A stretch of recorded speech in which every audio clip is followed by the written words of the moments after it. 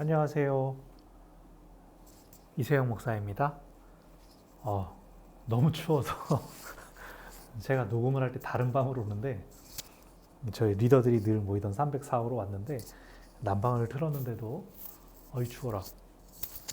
네, 너무 추우니까 빨리 녹음이 끝날 수 있겠죠? 녹화가. 우리 7번째 시간입니다. 하나님의 은혜로 충만하라. 야고보서 4장의 말씀이고요. 8절의 말씀, 하나님을 가까이 하라. 그리하면 너희를 가까이 하시리라. 죄인들아, 손을 깨끗이 하라. 두 마음을 품은 자들아, 마음을 성결하게 하라. 그래서 우리가 기도할 때 하나님을 가까이 하라. 그리하면 너희를 가까이 하시리라. 이 말씀이 우리가 더 기도의 자리로 나아갈 만한, 우리의 마음을 쏟아 놓을 만한 또 힘이 되는 말씀 같습니다. 우리 말씀을 잘 읽어보시고요. 네, 바로 본문 들어가겠습니다.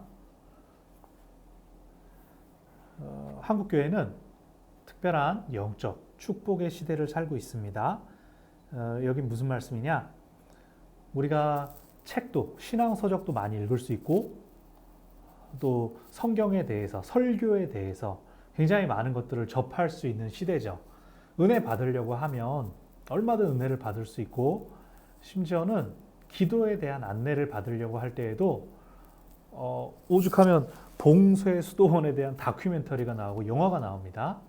그 수도자들, 아주 산속에 꽁꽁 들어간 수도자들의 생활에 대해서까지 우리가 알 수 있고 볼 수 있고 들을 수가 있는 수단들이 많이 있어요.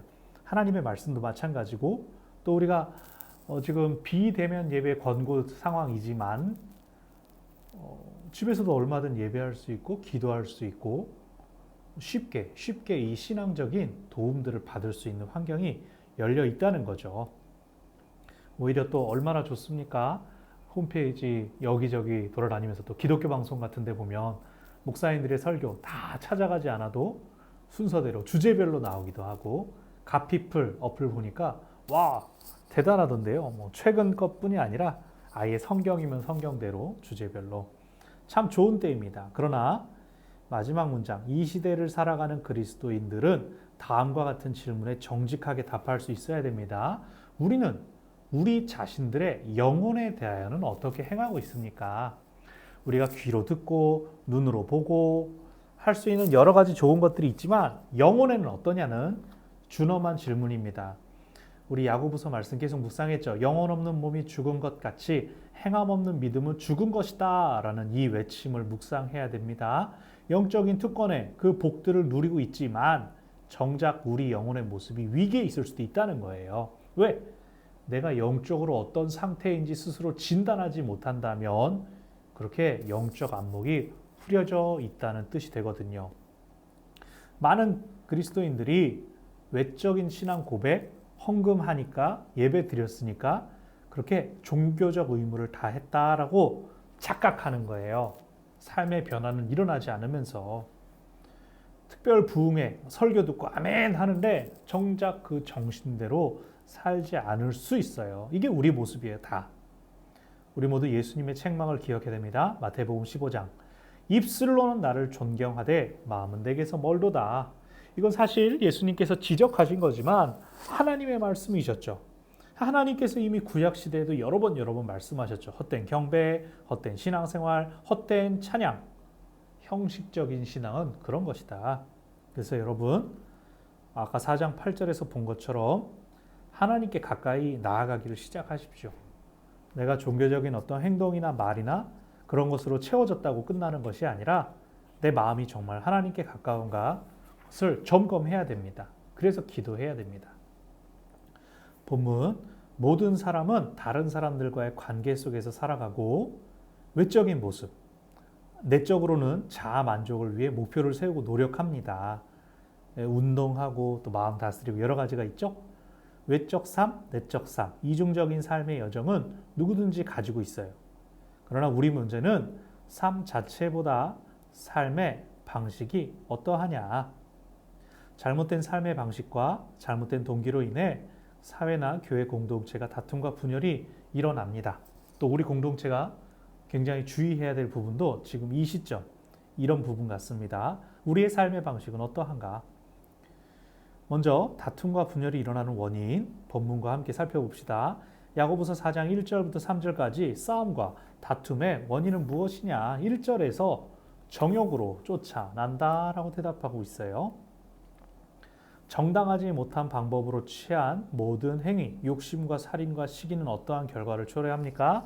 여러분 야고보서 4장 2절 말씀 보면 그 원하는 것들을 이 욕심을 부려도 살인으로도 시기로도 얻을 수 없다. 그리고 또 이것들로 인해 계속해서 다투고 싸우게 된다라고 이야기합니다. 좋은 게 하나도 없죠?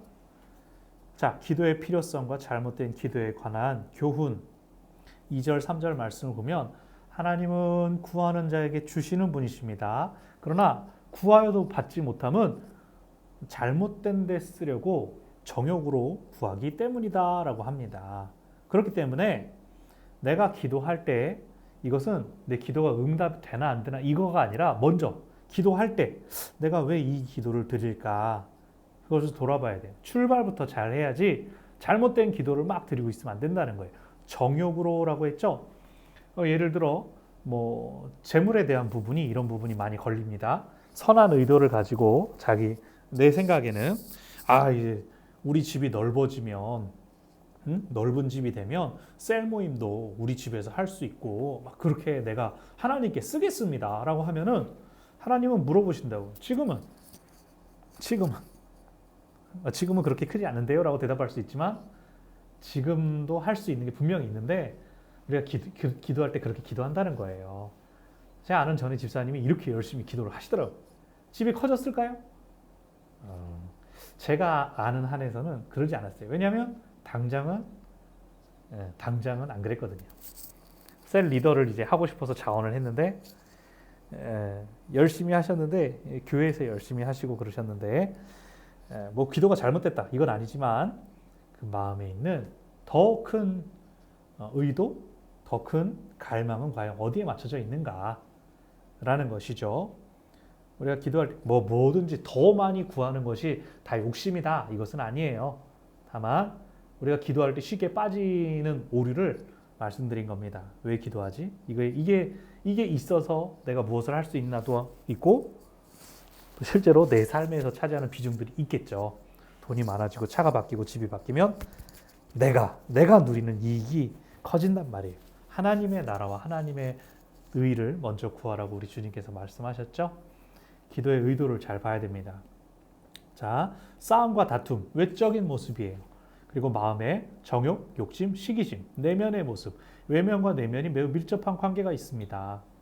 청결하고 진실된 생각과 양심을 가진 그리스도인이 화평과 양순의 열매를 삶 속에 드러내는 것처럼 정욕은 인간관계 속에서 싸움과 다툼을 겉으로 드러나는 모습이 이렇게 된다는 거예요. 정욕은 본능이고 소욕입니다. 원래 우리가 다 있어요. 정욕 자체가 나쁘다는 것이냐, 죄라는 것이냐, 아니 그거는 하나님이 우리한테 주신 거예요. 감정과 마찬가지예요. 것들이 나타날 수 있어요. 다만 중요한 것은 그걸 내가 제어하지 못할 때 제어하지 못하면 어떻게 됩니까? 인과관계가 헷갈린다는 거예요. 여기 기도할 때 정욕으로 구하는 것을 잘 분별하지 못하게 돼요. 그래서 정당하지 못한 방법을 동원해서 자기 만족을 채우려고까지 해요. 그게 하나님의 은혜라고 고백해버려요.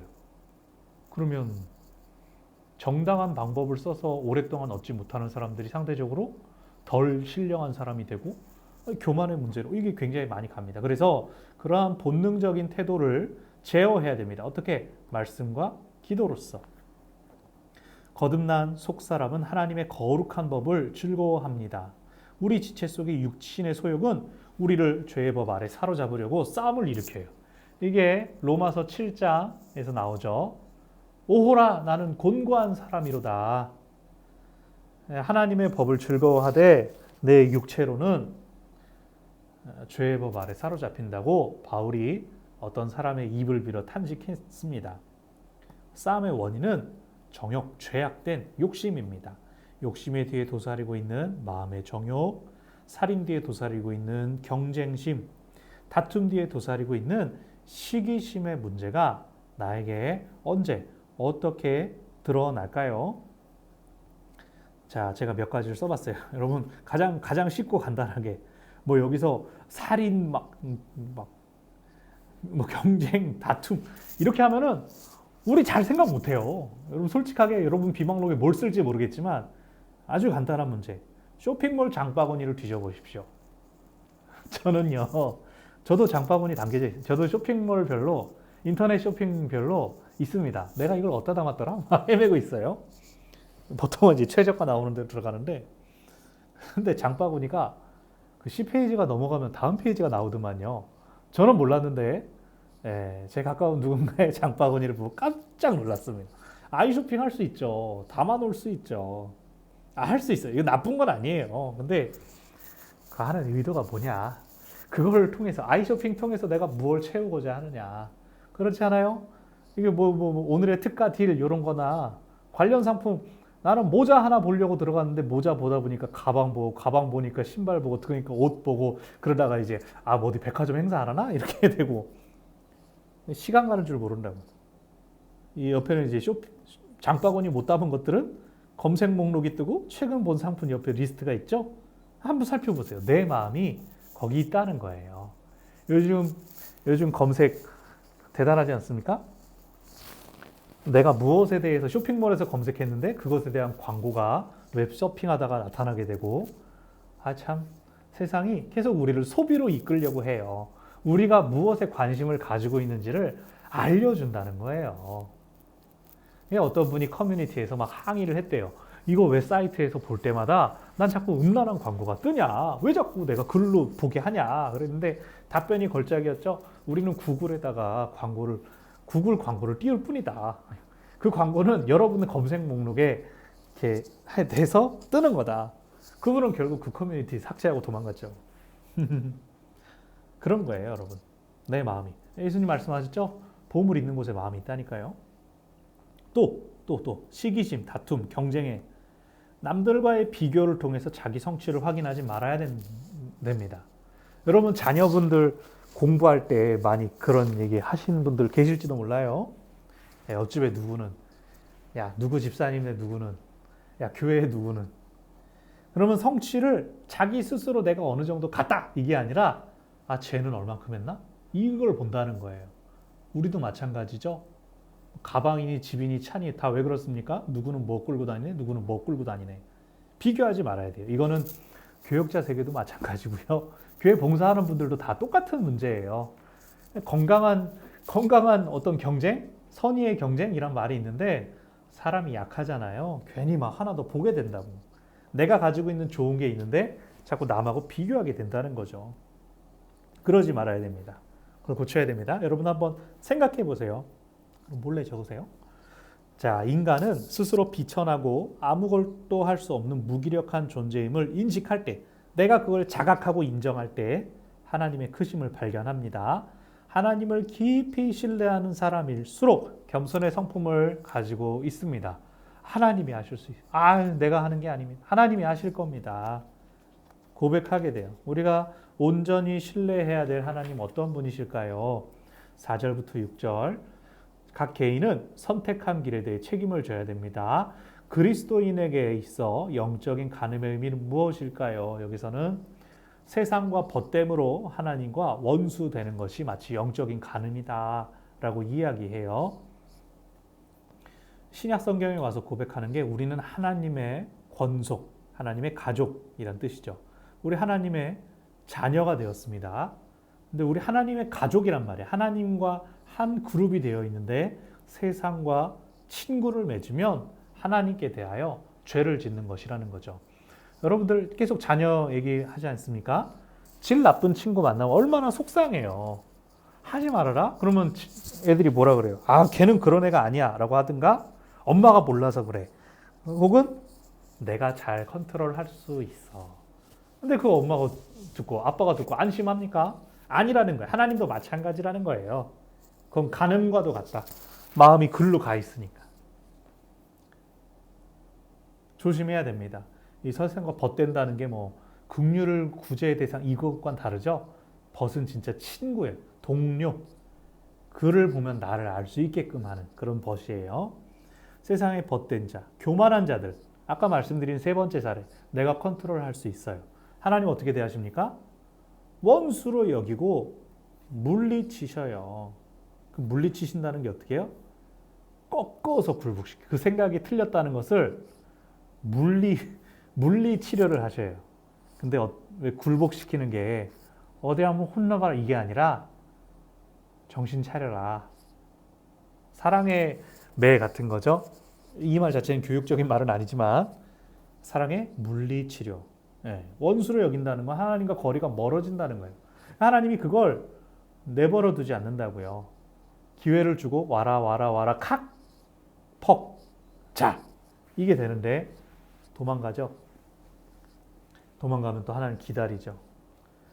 깨달으실 때까지 우리 조금 이런 고민 경험들이 있을 것 같아요. 돌이켜보면 그 순간이 그 순간이었나 보다. 물리치료를 받고 나으신 분들은 다 이 고백들이 있습니다. 그리고 그 경험이 있으니까 이런 전철을 밟지 말아라 라고 우리가 기도하고 권면도 하는데 잘 안 듣죠. 교만과 세상의 상징인 마귀를 어떻게 물리칠 수 있을까요? 모든 영적인 싸움의 승리 비결은 무엇일까요? 7절, 8절. 8절 말씀. 하나님을 가까이 하라. 그가 가까이 하시리라. 그래서 하나님께 복종하고 하나님을 가까이 할 때 마귀가 우리와 가까이 계신 하나님으로 인해 우리를 피하게 됩니다. 이것은 뭐랑 똑같냐면요. 어두운 길을 캄캄한 길을 홀라 적적적 가다가 뒤에서 막 안 좋은 발걸음 막 소리가 들려와. 근데 막 저쪽에 파출소가 있어서 얼른 뛰어가도 그 소리가 상당 멀어진단 말이에요. 내가 하나님 편에 붙게 되면 마귀가 나를 쫓아오고 유혹하는 걸 더 이상 못하게 되는 거예요. 왜? 나를 건드리는 게 곧 하나님을 건드리는 게 되니까. 우리를 피하게 돼요. 거꾸로. 우리가 하나님 곁에 딱 붙어 있으면. 그거예요. 마귀를 물리치는 법, 세상에서 이길 수 있는 법, 하나님과 친밀한 관계 안에 머물러 있는 것입니다. 계속 반복되는 건 그러니까 말씀, 그러니까 기도가 중요한 것입니다. 연말, 코로나, 새로운 해 앞두고 많은 고민들이 있습니다. 여러 문제들이 있습니다. 여러분 기도 많이 하셔야 됩니다. 저도 기도 많이 하는데 그리고 기도하면서 보시는 그 말씀이 나를 어디로 이끄는가 그것에 귀를 기울이시기 바랍니다. 그 도움을 드리려고 제가 있는 거예요. 제가 우리 리더분들께 말씀드리는 거는 먼저 말씀해 주세요. 고민이 됩니다. 이때 말씀해 주시면 돼요. 같이 기도해 주세요. 근데 뭐가 고민인지 말씀하셔야지. 그냥 기도는 전 항상 하고 있는데요. 기도가 부족한 건 제 죄송하고 결정을 지은 다음에 이렇게 하기로 했습니다. 이렇게 말씀하시는 분들이 많더라고요. 너무 안타까워요. 그거는 기도까지 다 끝난 거 아니에요. 돌아오라고 기도하는 거? 그건 제 기도가 되죠. 여러분의 기도가 아니죠. 고민 중에 계실 때 꼭 그때 기도 요청하시고 상담도 하시고 그러셔요. 그게 저와 가지고 있는 친밀함이고 하나님과도 마찬가지입니다. 하나님 내 생각이 이렇습니다라고 한 다음에 그거 가지고 하나님의 음성을 들으면서 싸워야지. 하나님 나 이렇게 할 건데요. 하나님 상황을 빨리 이렇게 움직여 주세요. 이거는 하나님의 사랑을 좀 인질로 잡는 거예요. 하나님께 제 생각을 털어놓을 수 있습니다. 원하는 거, 욕심 다 내려놓을 수 있습니다. 다 말하고 하나님 어떻게 생각하세요를 들은 다음에 액션을 하는 거예요. 기다림. 우리의 기도에 기다림이 참 많이 필요합니다. 지금 코로나 가지고 이기려면 백신 가지고 막 뉴스가 나오죠. 백신을 확보 못했다고 막 언론에서 그러다가 이번엔 또 부작용이 크다고 막 그러면은 이 백신을 빨리 드려야 되나요? 천천히 드려야 되나요? 기다려 봐야죠. 먼저 접종한 나라는 먼저 개발을 했으니까 접종을 한 거예요. 물론 싱가포르처럼 바로 첫 수입해가지고 또 기사도 들어오곤 하지만 글쎄요. 절대적인 비교가 될까 모르겠습니다. 지금 미국에서 죽어가는 인원들이 코로나 때문에 사망하는 인원들이 지금 뭐 전쟁 수준인데요. 우리나라 방역 그러니 저러니 해도 어쨌든 잘 되고 있습니다. 지금 1000명에서 또 꺾였고요. 더 줄어들길 바라고 저희 교역자들도 이제 무료 검사 가능하다고 보건소에 언제든 오라 그러는데 가면 한두 시간 줄을 서 있는다 그래서 예, 틈이 나면 또 가야죠. 가서 다 검사하고 건강 잘 지키고 확인해야죠. 그렇습니다. 아무튼 여러분 친하게 지냅시다. 그리고 하나님과 친밀하게 지내자고요. 4번 하나님이 구하시는 제사는 상한 심령입니다. 하나님께서는 상하고 통회하는 마음을 멸시치 않으세요. 야고보서 4장 9절과 10절에 의하면 그 상한 심령을 우리가 유지하기 위해서 어떤 방법들이 제시됩니까? 상한 심령은 내가 죄인임을 하나님의 그 엄청난 사랑에 비해서 얼마나 내가 보잘것없는 죄인임을 깨닫는 거예요. 근데 그것을 잊어버리면 교만해질 수 있어요. 내가 받은 사랑이 얼마나 큰 사랑인가, 내게 주신 복이 얼마나 큰 복인가를 늘 상기하고 하나님 앞에 겸손하려면 상한 심령을 유지해야 된다는 거예요. 우리가 예배할 때마다 그 감사의 마음이 있어야 한다는 거예요. 내가 헌금을 뭐 얼마씩 하니까 그만한 복을 내게 주세요라고 복을 사는 게 아니에요. 우리의 예배는 하나님께서 우리에게 주신 사랑으로부터 출발을 해서 우리가 응답하는 겁니다.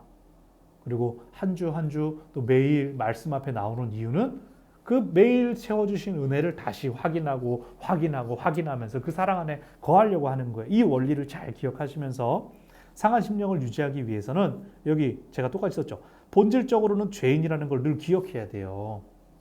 우리 구원받았는데 죄인인가요? 본질적으로 우리가 육신을 안고 있는 한은 우리는 본질적으로는 죄에 속해 있는 거예요. 그러니까 또 죄에 유혹되죠. 의롭다라고 여겨주셨죠. 우리가 의로운 사람인 척 하나님이 눈 감아 주셨다는 뜻입니다. 우리 언제든 죄의 유혹에 빠질 수 있어요. 정욕, 아까 얘기했잖아요. 지난번에도 감정에 대해 얘기했잖아요. 우리 늘 죄질 수 있어요. 그래서 하나님이 우리를 도와주시고 지켜주셔야 돼요. 하나님 앞에 늘 겸손하며 자신을 돌아보아서 회개하는 자세가 늘 필요합니다. 회개할 필요 없다고 하는 사람들 누구예요? 구원파죠. 아니에요. 우린 계속 반복적으로 회개해야 돼요. 하나만 가지고 막 계속 몇 날 며칠을 물고 늘어져라 이게 아니라 회개하는 자세가 필요하다. 근데 그걸 내가 돌아봐야죠. 타인에 의해서 자꾸 누가 회개하라고 하니까 너 그거 잘못했지 않니? 그걸 들으면은 일단 기분 나빠요. 내 잘못 아닌 것 같단 말이에요. 스스로를 돌아보는 그 습관이 필요하고요. 또 두 번째, 난 저렇게 하는데 쟤는 왜 저래? 이런 거. 타인을 판단하는 대로 나아가면 안 된다. 다 모든 관계는 하나님과 나 1대1의 관계임을 여러분 기억해야 됩니다. 목사님 기도 잘 하고 계시죠? 저 위해서 이거 아니에요. 이건 그 칭찬은 제가 받는 거예요. 중보 기도가 있긴 하지만 중보 잘했으니까 내가 걔는 책임진다? 글쎄요. 물론 하나님 그렇게 일하시긴 하지만 최종적인 그 사람의 행동과 말에 대해서는 하나님이 각 사람에게 물으신다니까요. 우리 자신을 계속 끊임없이 돌아보고 하나님 앞에 나아가길 바랍니다. 힘들면 그때 이제 말씀하시면 되는 거예요. 그때 말씀해 주시면 되는 거예요. 비방하지 말아라. 다른 사람 판단하고 비방하는 문제는 혀. 우리 앞에 계속 말했어요. 말. 그리고 혀와 말은 행함 있는 믿음의 문제와 연결이 됩니다. 율법을 통해 하나님께서 보여주신 뜻은 거룩 그리고 화평입니다. 거룩은 하나님과의 관계에 대해서, 또 화평은 다른 사람들과의 관계에 대해서. 그래서 크로스 되죠. 야고보 사도가 판단과 비방의 문제를 다루면서 형제라는 호칭을 3번이나 씁니다. 형제, 마치 한 가족인 것처럼. 그래서 교회 안에서도 형제라는 호칭을 통해서 그리스도인들이 성령의 띠로 영적으로 밀접하게 연합되어 있다. 제 좋아하는 말, 영적 가족. 우리 육신으로는 다르지만 한 분이신 하나님을 믿고 섬김으로 한 마음, 한 영을 품은 사람들 우리가 되기를 원해요. 야고보서 4장 11절 12절 읽어보시고, 누가 자기 형제를 비방하거나 판단한다면 무엇하고 있는 겁니까? 그것은 율법을 비방하고 율법을 판단하는 것과 같다라고 야고보 사도가 얘기했어요. 형제를 비방하거나 판단하는 것은 곧 율법을 비방하고 율법을 판단하는 것인데, 근데 그 심판자, 재판관은 하나님밖에 없다. 그러니 형제를 비방하고 판단하는 것은 곧 내가 하나님 같다. 내가 심판하고 내가 판단할 수 있다. 그래도 괜찮다.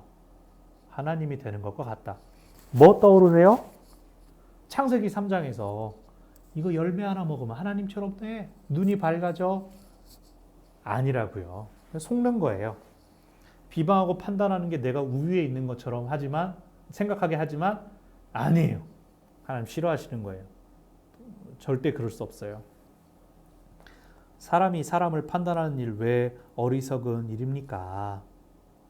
우리 성경, 우리 개역 개정의 한글에 하나님이라는 글자는 안 나와요. 그냥 하나이시니라고만 나왔지. 그래서 왜 표시하라 그랬지? 잘 모르겠지만. 자, 위에 쓴 말 다시 한번. 오직 하나님만이 입법자와 재판관이십니다. 오직 하나님이 우리를 구원하실 수 있고 멸하실 수도 있어요. 이건 하나님께 속한 거예요. 그러니까 하나님 입장에서 사람이 사람 판단하고 평가하는 거는 저거 내 건데 뭐 하는 거지? 하나님 앞에 우스운 일이에요. 어리석은 일이 되는 거죠. 분별하는 것과 비난하는 것, 어떤 차이점이 있을까요? 여러분의 생각들이 있지만 저는 이렇게 얘기했습니다. 똑같이 이래라 저래라 하는 거예요. 분별이나 비난이나 이렇게 해야지 저렇게 해야지 라고 하는 거예요. 근데 분별은 나한테 이렇게 해야겠다 저렇게 해야겠다 내 자신을 향해서 야 참아 먹지 마 운동해 몰라 오늘 먹어 분별을 하는 거예요. 영적으로 성경책을 읽을까 소설책을 읽을까 드라마를 볼까 설교 말씀을 들을까 나한테 분별하는 거예요.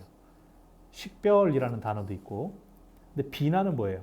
남한테 야 너 그래가지고 우리 자녀들에게 대학 가겠어? 원하는 데 가겠어? 남한테 너 그래가지고 어디 가서 집사라고 권사라고 하지 마. 비난 방향이 어디를 향해 있느냐가 저한테 가장 큰 차이점으로 생각되었습니다. 또 여러분 가지고 계신 생각을 자유롭게 나눠보셔요. 그래서 주의 뜻대로 내가 주의 뜻대로 여기 율법을 판단하는 것은 율법을 준행하는 입장이 아니라 내가 율법 위에 서는 율법의 재판자가 되는 것이에요. 뒤에 아래줄 형제를 판단하는 일은 하나님의 권한을 남용하는 일이며 월권하는 행위예요. 그래서 우리는 가장 먼저 하나님 뜻대로 사는 삶을 배워야 합니다. 많은 질문이 있는데 누가 여러분의 미래를 계획합니까? 예수님을 주로 고백하는 것은 하나님을 주님 하고 부르는 것은 내가 그분께 속했다는 뜻이잖아요. 우리가 이미 1과에서 살펴봤습니다. 누가 우리의 시간을 가지고 계시며 우리의 미래를 계획하십니까? 하나님이십니다. 우리 하나님 뜻대로 살아야 돼요. 하나님의 인도가 없는 장래에 대한 인간의 공허한 확신이 13절 어떻게 비유됩니까? 어떤 도시에서 1년간 장사로 수익을 올리겠다라고 말하는 상인의 비유가 들고 있어요. 뭐예요 이거는? 상인 돈 벌어야지 수익을 올려야지 자신의 정욕을 채우기 위해서 자신이 스스로 계획을 세우는 사람을 이야기를 해요. 요즘 뭐 주식이니 뭐니 뉴스가 엄청 많이 나옵니다. 한쪽에서는 재난지원금을 전 모든 사람한테 줘야 된다, 선택적 해야 된다 그 논의를 하고 있는데 다른 쪽 뉴스를 보면 주식, 해외 투자, 부동산 양극화가 되고 있어요. 계획이 나쁜가? 아니 여기 야고보서의 저자는 주님의 뜻대로 사는 것은 이것은 아니다라고 얘기하는 거예요. 왜? 이어지는 말씀 14절 15절을 보면 덧없는 인생의 짧음과 불확실한 미래에 대하여. 인생이 짧잖아요. 내년에 어떻게 될지 어떻게 알아요? 지금 좋은 전망들 코로나가 내년 정도 우리나라에서는 11월까지 백신을 되도록 맞추고 세계적인 추세가 잘 따라오면 2024년에는 여행 마음껏 다닐 수 있을 거다라고 전망을 하지만 그걸 어떻게 알아요 지금? 미래는 불확실하다고요. 그렇다면 경건한 그리스도인의 삶의 자세 어떠해야 될까요? 성경에 나온 표현이 그래요. 너희는 안개다 안개. 잠깐 보이다가 없어지는 안개다. 그래서 우리는 안개처럼 금방 사라질 수도 있는 생임을 기억해야 됩니다. 그래서 하나님의 뜻과 허락하심을 따라 살도록 하나님 우리를 안내해 주십시오. 인도해 주십시오. 이끌어 주십시오라고 구해야 됩니다. 그러므로 기도, 특히 그냥 하나님 나 이렇게 하고 싶어요가 아니라 하나님 내가 어떻게 할까요? 물어보고 듣는 기도가 훈련이 되어야 됩니다. 그래서 이 순간 하나님이 원하시는 것을 찾아 나가는 훈련이 된다면 우리 성 어거스틴이 그랬어요. 하나님을 사랑하십시오. 그리고 마음대로 하세요. 하나님을 사랑하는 사람이라면 하나님께서 무엇을 원하시는지에 대한 분별이 확고히 설 것이라고요. 그래서 그가 무엇을 하든 하나님의 뜻을 거스르지 않는 것이 될 것이다. 사람들은 이제 마음대로 하라는 것만 포인트를 두는데 그 정도로 하나님을 깊이 사랑하는 훈련이 필요하죠. 그게 바로 우리가 기도하는 것 통해 될 수 있다는 거예요. 참된 겸손의 자세와 자발적인 순종의 자세에 말씀이 말하고 있는데 뭘까요? 13절의 계획, 그 계획을 상인이 얘기했죠. 내가 어떤 도시에 가서 1년 동안 돈 많이 벌 거야. 근데 그것은 내가 이런 계획이 있다라고 자랑하는 거예요. 그 자랑은 말이에요. 우리가 앞서 살펴본 것처럼 말은 이렇게 말하는 것은 신앙의 영역에서도 행함과는 상관없는 거예요. 그것은 차라리 경건한 사람이라면 악한 것으로 여기고 경계하고 멀리하는 거예요. 그 사람을 미워하라는 게 아니라 나는 저러지 말아야지. 그리고 내 입을 지키고 그 말에 현혹돼가지고 상인들이 멀리 갈 때 뭐예요? 투자금 받잖아요. 거기에 내가 이걸 2배로 불려줄게. 그런 말을 듣지 않고 당장 나는 주어진 자리에서 무엇을 실천할 수 있을까? 야고보서에서는 구제나 긍휼로 대표되는 선행을 해라 라고 이야기를 합니다. 저는 제 영의 유익을 위해서 또 우리 공동체의 유익을 위해서 제가 교회를 위한 사람이니까 내년부터 시작되는 매일 성경 묵상표에 하루 3장씩 성경을 읽도록 되어 있어요. 그래서 그 하루 3장 성경 읽기표를 해 나가면서 어떻게 도움이 되려고 하냐. 여러분 제가 여기가 춥기도 하지만 말이 빠르기도 하고 발음이 꼬이고 엉킬 때가 있잖아요. 그래서 제가 지금 볼펜을 입에 물고 3장씩 성경을 읽어봐야겠다. 아나운서들이나 성우들 훈련하는 것처럼 그러면 육신의 기술이 남고 영어로도 유익이 있겠죠. 예를 들면 이런 것. 여러분도 다양한 선한 일들을 한번 찾아보시면 좋겠어요. 자발적인 순종의 자세로 내가 할 수 있는 것. 여러분의 생명 얼마나 길까요?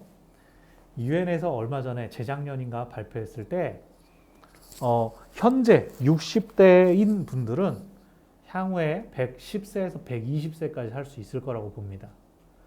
현재 20대들은 평균 수명이 140까지 갈 것이다 라고 하는 전망을 했대요. 유엔이 아니라 WHO군요. 얼마 전에 전망을 했대요. 이 코로나 전에 WHO가 일할 때 전망 같은데 유엔인가? 헷갈립니다. 아무튼 평균 수명이 점점 길어지고 있어요. 근데 우리가 그걸 낙관할 수 있어요? 뉴스 보면 얼마나 사고도 갑자기 일어나고 사람 삶이 알 수 없잖아요. 슬픈 일들이 많잖아요. 누가 결정해요? 우린 통계 가지고 이런저런 얘기는 할 수 있지만 결정은 하나님이 하시는 거예요. 여러분 생명에 관하여 하나님이 가르쳐 주신 교훈 있습니까? 질병이나 사고에 대한 거 지금 말씀드린 것처럼 여러분 경험들 있으실 겁니다. 저희 친척 중에 저는 잘 모르는 먼 조카가 6살 아이가 화장실에서 뒤로 넘어졌는데 그대로 뇌진탕으로 세상을 떠난 일이 아주 오래전에 있었어요. 그래서 저희 부모님이 그 일 때문에 화장실에서 엄청 저희를 더 경계하셨고 이런 마음 아픈 일들이 많이 있을 겁니다. 제 손 위에 사촌 형님도 제가 어렸을 때 교통사고로 돌아가셨고 저보다 1살, 2살 많은 사촌 누님도 체력장 하다가 심장마비가 와가지고 그렇게 세상을 떴어요. 중학교 때. 아니 제가 무슨 6.25 때 태어난 사람이 아닌데도 제 80년생인데도 어렸을 때 그런 일들이 제가 어렸을 때 이미 그 어린 사촌들이 그런 일들이 많이 있었어요.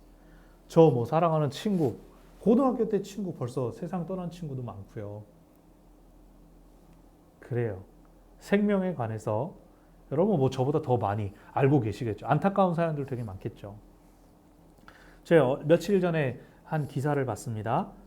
요즘 장례하시는 장례사님을 인터뷰했어요. 코로나 환자의 장례는요, 염습이 없어요. 그걸 못 입히고 비닐백에 넣어서 3시간 만에 화장을 해야 된대요. 얼마나 슬픕니까? 그래서 어떤 환자가 코로나 때문에 입원했는데 열흘 후에는 그냥 제로 나갔어요. 가족들도 같이 할 수가 없어요. 방호복 다 입고 거리 조그만 채에서 떨어져 있어야 됩니다. 너무 안타까운 기사였습니다. 지금 이 시대에 우리가 생명에 대해서 더 소중한 마음을 가지고 또 우리가 살아가는 매일매일에 대해서 참 감사한 마음을 품어야겠다. 이 시간들이 코로나 빨리 지나가라. 숨어만 있는 게 아니라 지금 할 수 있는 것들을 찾아서 기도하고 적극적으로 하나님의 뜻을 구해야 되겠습니다. 결론 메시지. 야고보 사도는 확신에 찬 행상인들의 삶. 내가 어디에 가서 1년 더 벌어야지. 그걸 통해 예시로 들어서 인생의 헛된 지혜를 지적합니다. 스스로 자신의 인생의 삶을 설계하고 기대해요. 확신이 있어요. 준비했겠죠. 신중한 계획이 있겠죠. 이건 반드시 터진다. 오늘 내일 출발하리라. 목표 지점도 분명하고 여행을 향한 정확한 시간이 있어요. 그러나 이게 현대 사회인 모습과 흡사하죠. 나 이렇게 해야지. 이렇게 할 거야. 다 그래요. 계획해요. 나쁜 게 아니에요. 다 그래야 돼요. 사람들은. 근데 더 중요한 거. 하나님 없는 그들의 계획이 때로는 교만하고 헛될 수 있다. 야고보 사도는 강도 높게 얘기를 하니까 무조건 죄다. 이쪽이 아니에요. 그거보다 더 중요한 것, 의미 있는 것. 하나님과 함께 해야 된다. 여기 나오잖아요. 인생의 계획을 세워야 됩니다. 예산이 없으면 방향이 없는 것과 똑같아요. 그래서 계획을 세울 때 주님께 초점을 맞춰야 됩니다. 주의 뜻이면, 주님께서 허락하시면 이런 주님의 인도하심을 구하고 대답하실 때까지 기다려야 돼요. 우리가 안 기다리는 문제가 있어요. 언제까지 기다려요? 응답하실 때까지 계속 기도하는 거예요. 오랜 기도의 제목들, 지치고 힘들지만 때가 이름에 응답하시리라, 만나시리라. 구하면 하나님 들으신다고 말씀하시잖아요. 오늘 말했잖아요. 주 앞에서 우리를 낮추고 우리를 높이실 그때를 사모하는 우리가 되면 좋겠습니다. 기도하겠습니다. 하나님 고맙고 감사합니다. 7번째 시간, 하나님 우리에게 주어진 시간들이 얼마나 있을지 우리 알지 못하고 그저 매일매일의 삶을 하나님과 동행하기를 원합니다. 하나님의 뜻을 알고 또 깨달아 가기를 원합니다. 지금도 우리 안에 힘들고 막막한 시간들을 보내고 있는 지체들이 있는데 하나님은 사정을 다 아시죠.